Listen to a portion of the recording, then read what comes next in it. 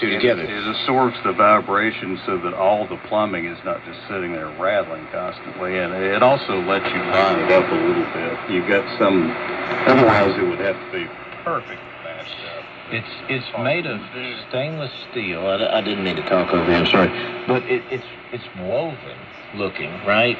Like stainless like steel. If you look inside of it, there's it looks like a bellows made out of the stainless steel pipe. It's got so it can move, and that woven part you're talking about on the outside is basically just to protect it.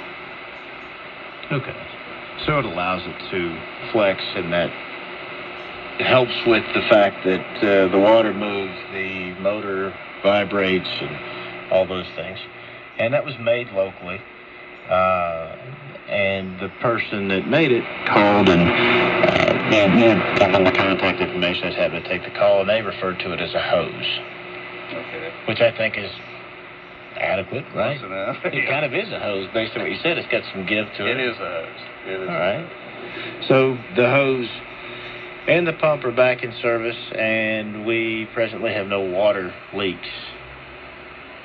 Right? We hope. Right. Water leaks are just... they're fine.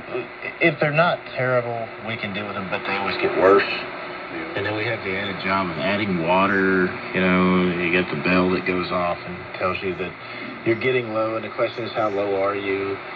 And can we go back and look and see the level, which is, I know, a pet peeve of yours in the design of our transmitters, is that level is not anywhere that you can see it without turning off the transmitter and going to look. Right. Which in a lot of cases, if it's not extremely low and just needs a little bit of a fill-up, you could have, if you had been able to see the sight glass that shows you the level, you could have just gone on without turning the transmitter off. Correct. So that, I know you're working on a whole new shortwave transmitter that fixes all of those problems. That would be nice. That would be nice. So for Ask WWCR, we get this question, and it's a bit lengthy, and I do want to read it. I hope I'm not going to butcher it or just bore folks to tears. But you've got some thoughts on it, and I want to give the audience what the question is for you to respond.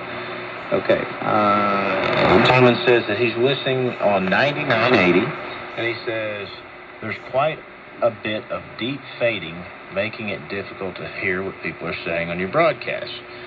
The following is simply an observation, not a demand.